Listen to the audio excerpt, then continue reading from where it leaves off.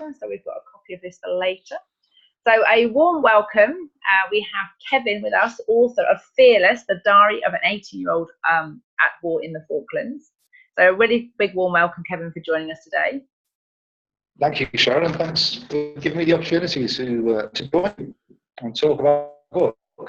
And just to let the people that are listening in know, you are in, I can never say it, Ventura. So it's a signal. They've had some problems, haven't they? And the internet's gone down. So we are, hopefully the signal will last for us to do the interview today. But we're going to find out a little bit more about your journey as an author and a bit more about you and the book. And a warm welcome, Janet. Thanks for joining us today. I know you're on video only and you've just turned audio off, so just going to be listening in. So thank you for joining us. But at the end, if you've got any questions and you don't want to speak, you can pop them in the chat box. So if you want to do that, that'd be fabulous. So, Kevin, tell us a little bit about your book and why did you write it? Tell me a little bit about the book first and then why did you write it? Well, Fearless, diary of an 18-year at war in the Falklands. It's a true story. Called back from leave after the Argentinians had invaded the Falkland Islands back, down in the South Atlantic. And as I was leaving the house, my father gave me a notebook. He spent 25 years and had done active service. And one of his biggest regrets was not keeping a diary. So he asked me to keep a diary while I was down there, which I did. And I wrote in it almost every day. Certainly things were happening. I put in there virtually every day what was going on, what happened. It wasn't really, it was written basically just some very basic 18-year-old speak. And over the years, I decided that perhaps I did want to fully write the book. I struggled for a long time with, I was diagnosed with subclinical PTSD. Not PTSD because when I left the Navy, I was able to go out and develop myself. I got a postgraduate diploma in HR. I did my NEBOSH qualifications, and I got A levels and various other bits and pieces. So at the time, you know, there was something wrong with me, but it was subclinical because I could function or I could improve myself. And so when I started going through therapy, for eventually diagnosed with anxiety and depression, when I was going through the therapy, I was asked, you know, perhaps writing it down would help. And it took me 20 years to seek help for my problems. And I finally started writing the book, writing down in 2002. My diary, which I've got now, is getting a bit tatty. I thought I'd better preserve it, so I put it down onto disk, and then I've started to fill in the blank emotions and what I was feeling, everything as clear as what on those days in the South Atlantic. You know, I can remember the sights, the sounds, the feeling of the cold air and the hot air in Ascension, that wind, the beautiful sea. You know, everything's still there.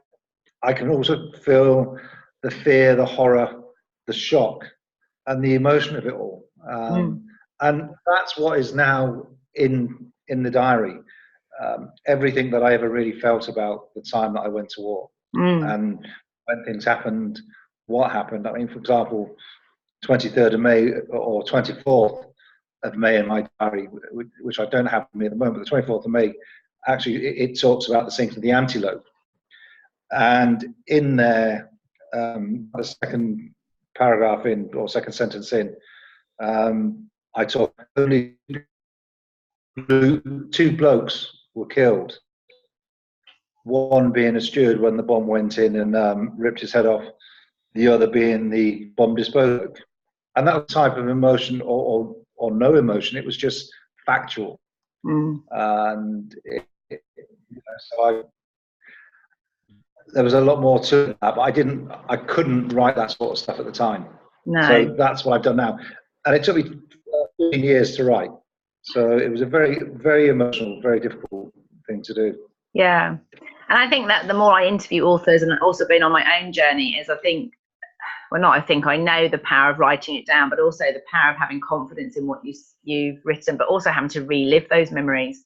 It does, like you say, you relive it, you can feel it. So I can hear that you had therapy, and they said about the power of writing it down, and that your dad asked you to write it down. So there's been other people telling you that writing it down was good for you.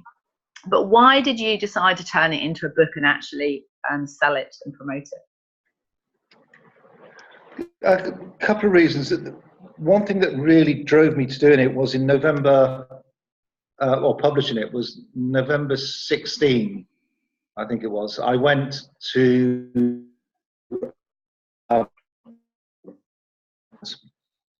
and we were forming up to do the march through the town to the memorial, and at the front, as always, as they should be, were the Second World War veterans. And over the years, I'd noticed it getting smaller and smaller and smaller.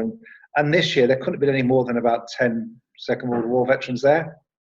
Then we had the Korean and Ireland vets, a few of those. And then the next lot really were the Falklands War vets. And history is just dying. Our proud military history, and we have got a proud military history. War isn't a glorious thing. There's no two ways about it. War is evil. It creates pain and creates people to become inhuman. However, I believe, unfortunately, it's a necessary evil, and that's why we in the armed forces, when we join up, we know we may have to fight. And seeing these old boys at the very front there, looking so fragile, and people not knowing the stories and not knowing what you really went through. And I think what my book gives, it gives the true effect of what war does to an individual and their families. And so I wanted to, apart from the healing process, is to share that with other people, so they know what war can do to an individual and their families, but also to help other people understand don't be ashamed to be able to speak out about how you feel. You know, we all suffer from mental illness at some point in our life, from stress at some point in our life. And a lot of the ex-forces community, and I'm going to talk about those for the moment because that's what the book is all really about, never talk about their feelings. They'd much rather get down the pub with their mates, knock back a few beers, have a laugh and a joke about some of the things they did during it, but leave all the really nasty stuff behind and not talk about it. And I wanted to help people understand that you can talk about this sort of stuff and you can feel this way. And on some of my reviews on Amazon and messages that I've got through Facebook, certainly one review on Amazon says that reading the book was like talking to somebody about what I went through. He was also a young 18-year-old communicator, and he's never spoken to his wife, who he's been married to for many, many years, about his experience in the Falklands. Well, as you know, one or two things with his dad.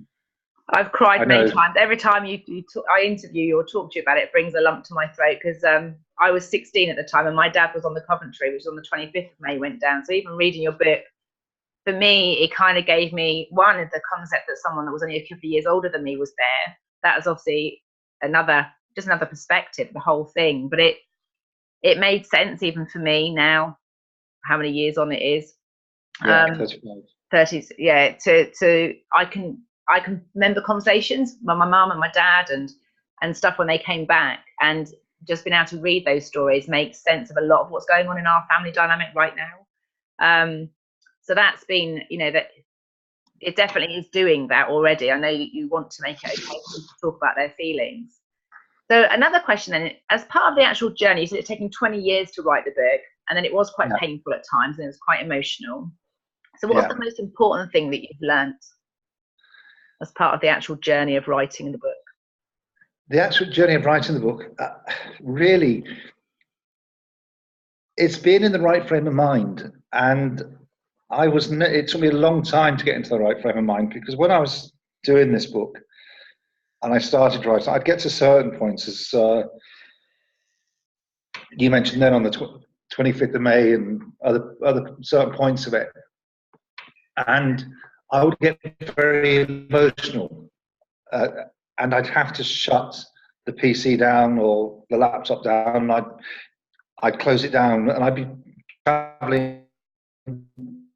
I'd be typing up on a plane or a train, and I'd sit there with tears.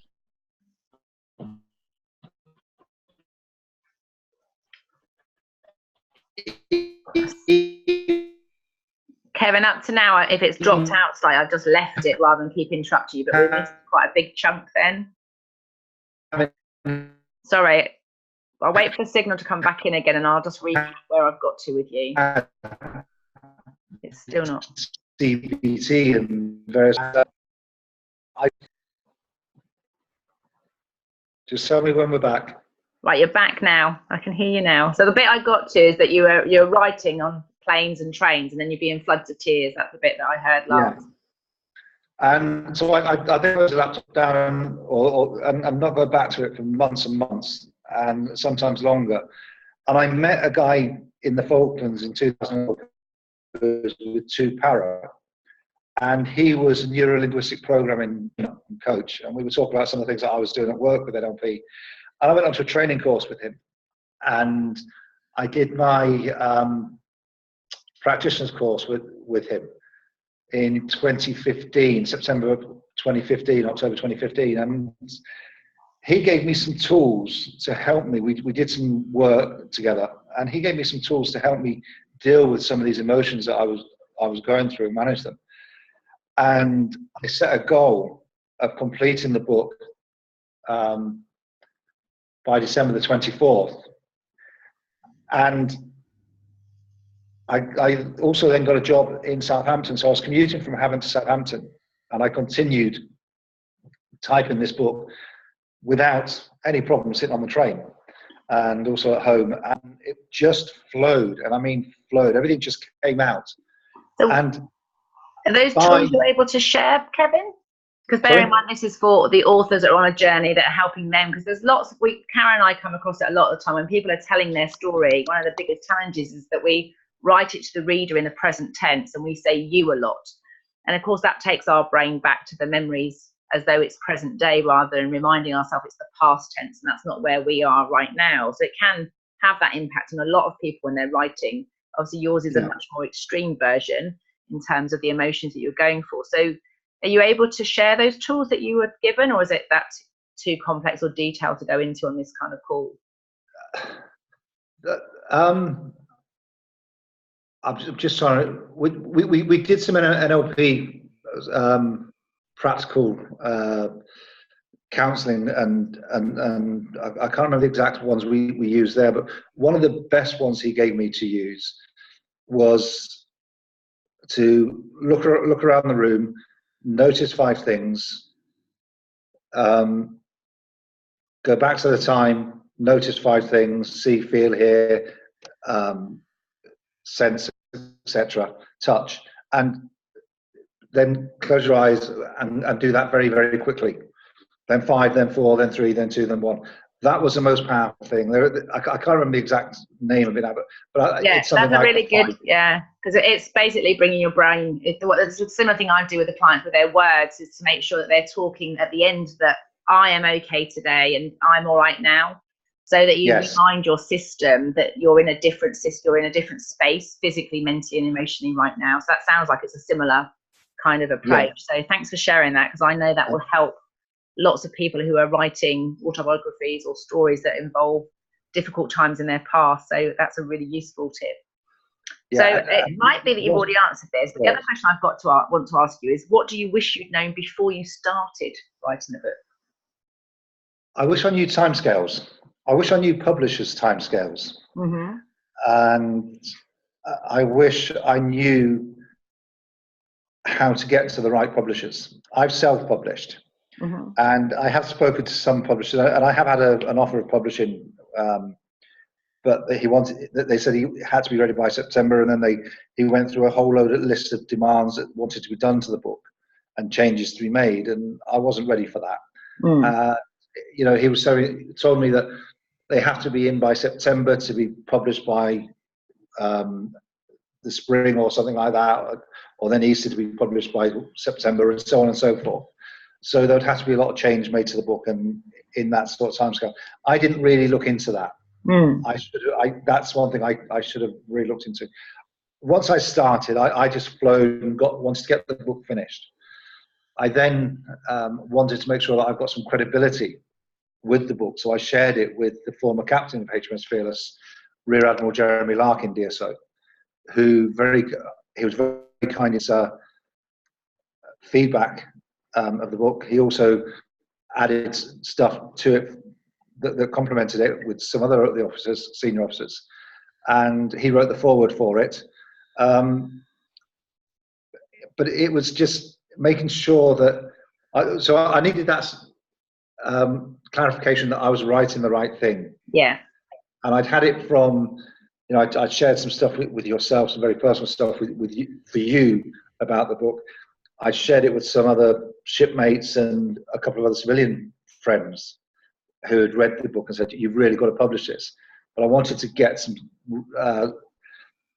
some real senior backup to it, which is what I got. So, but I didn't do that until the February before it was published. I wish I'd have done that again a lot sooner. So to get a forward written by somebody of credibility was also useful. But the timing is the most important thing for me. So, I mean, definitely when we're talking to clients, often when their critics playing up, I'll be saying to them, find a couple of people to give it to and get them to, because they often have kept hold of it and they haven't even told anybody they're writing a book. Sometimes they've been writing it in private. Nobody has seen their work. I remember mine, I hadn't told anybody.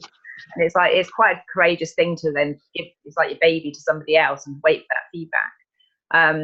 But yeah, that's certainly something I can definitely say doing it sooner, because it gives you that confidence and you get that next level is part of the process. So when you said you wish you'd known more about the timelines, what do you know about timelines now then? You mentioned about publishers, if you're going to go in September, they'll be publishing in spring. You mentioned about going to get feedback earlier and thinking about forewords earlier. So what have you learned about timelines that you could share that would make a difference, or perhaps even for your next book, assuming there might be another one, you would do differently with timelines? Well, I would plan it. I would actually plan differently, and I know in my head exactly what I want the next two books that I am going to write. So for me, it will be getting more involved with a group like that you've got here with the Author's Journey. It will be more of understanding the length of times, the length that I need to be able to get it out to publishers. I will be attempting to find a publisher first before I do the next books. In fact, I've been put onto a publisher at the moment who I'll be sending a copy of my book to see if I can get them on board, which will also lead into my third book as well. Yeah. So for me, it's better planning. It's getting more involved with groups of authors, and it's about getting hold of a publisher beforehand rather than self-publishing. That's how I'm going to work it. Fabulous. Yeah, and I know that part of the work that Karen and I do within the Author's Journey is we look at self-publishing and letting people, getting them to recognise that it is a professional way to get published. I think we still very much see that the proper publishing is the proper way to do it. But I think it's a great first step, because like you say, you build up your credibility, you're going to have followers, you've got people that are already buying your material. So that does help you get in with the big publishing deals, because you've got that record and that rapport with them to show them that you're interested. I do hope so. And a lot of the feedback I've had, I've been interviewed on British Forces Broadcasting Service, British Forces TV, or the Armed Forces TV, I think it's called now, isn't it? BBC Radio, Solent Radio Cumbria, and on Sasha Twining on Radio Solent said that I really have to get this out into the mainstream. In fact, several people have said this to me, because the book's not just about war. It's not glorifying war. It's about the emotional aspect. It's about the mental health. It's the impact of war, and it's about how you deal with the mental health, and it's also about development as well.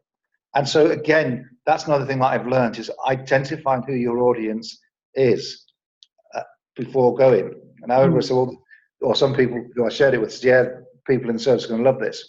But guess what? We've got Janet Carter on here, who met me at a health and wellbeing fair in Ulverston in Cumbria. Yeah.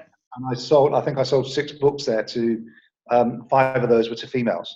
Yeah. Well, and the thing is as well, and not to, it often, I know my mum had to do a lot of work when my dad came back from the Falklands in terms of encouraging him to talk, encouraging him to deal with his emotions rather than having it all bottled up.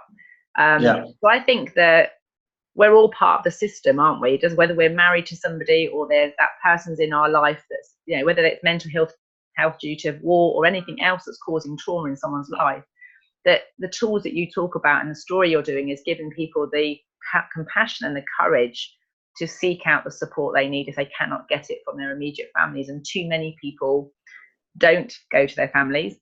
And definitely, even if they can talk to their families, sometimes the family isn't enough. They need that third party that's outside of it. So my hope and aspiration for you and your book is that more people will know that it's okay and it's the right thing to do, and that it will actually empower and help everybody in the long run by having that courage to speak up. That's certainly one of my hopes and aspirations for the book as well. In fact, that's now really become the core. Yeah.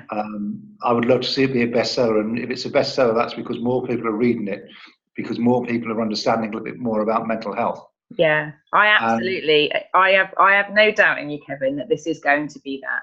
Absolutely, it's early days, but it's going to be out there because you're doing the work and you're sharing it. So it's fantastic stuff. So I have another question for you. What's been the lowest moment as an author on that journey of writing your book? What was the lowest moment? The lowest moment of it.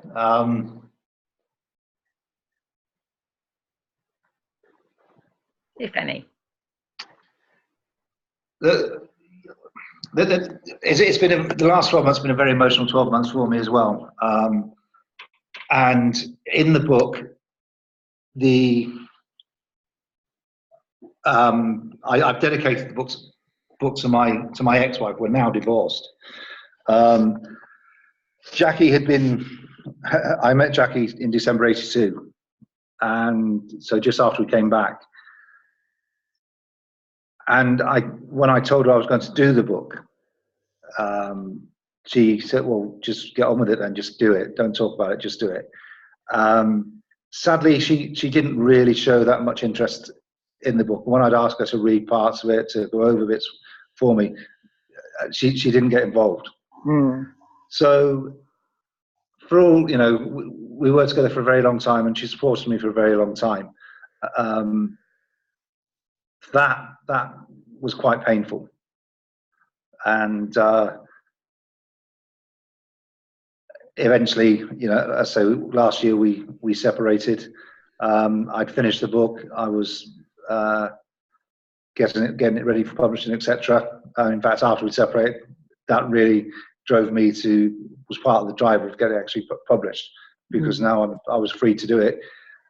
I dedicated it to her for all the right reasons. I don't, I still have a lot of feeling for Jackie and everything. She's always been part of my life, and probably I'm hoping always will be when things settle down. But while I was picking up stuff to clear out the house, I've now moved up to Cumbria. The first one out of the box, which I signed to give to Jackie, one to Jackie, one to Holly, and one to Ethan, my twins, was put in the box of books. So that was the lowest. Whilst writing the book, there are too many points to say when I was low. Too many points in there. I'm sorry for smiling. The smile is just because I remember my own and I know those points. But I want to pick up on this thing about our partners reading our books, because many authors that we coach get very despondent, and I think it comes back to a lot of the message in your book that we can become that we're too afraid to talk about our stuff, so we only talk about it to our family and we don't seek help outside, and then that puts huge amount of pressure on our family to say and do the right things and give the right feedback and to do all that stuff. So my husband still hasn't read my book. Right. He says he's lived it, so he doesn't need to read it. He doesn't need to read it. I think that's something similar to what Jackie said. And so many clients seem to get upset or hurt, and that can be a low point when their partners don't seem to be engaged because they're looking for that endorsement. I think that's why it's so important to get peer reviews, to get peer support, to get other people, the people who are needing and wanting to read the book, to do that part for it, and to separate those things out, because it's definitely something I've seen time and time again with our clients. And it can be so reassuring when you start to realize that nobody's partner really reads their book necessarily, because they've probably heard it all over and over again over the years, and to read it again isn't something that it's not part of their journey. It's not what they want. No. And I do understand that. And just going back to something you mentioned earlier, you talked about talking to your family and everything with, about stuff you're going through. And one of the things I did find difficult was talking to my family. And my brother, who was in the Navy, whenever I used to talk to him about how I was feeling with the PTSD and anxiety and depression, etc., he just would shut down completely. And for me, he just didn't understand what we'd been through. Even as a serviceman himself, he didn't understand, because he's never been in active service. And so in the end, I realized that actually that nobody's going to understand what you've been through unless they've been through that with you. Yeah. And I think even if we talk about our own experiences, we don't understand it, not really. No. But the reality is we're talking to get the understanding. And I think, that's what my book's about. It's about changing the way that people perceive professional listeners, that you go and seek that kind of help. And also explaining why listening to painful stuff is so difficult for people. And that's why our families find it so challenging.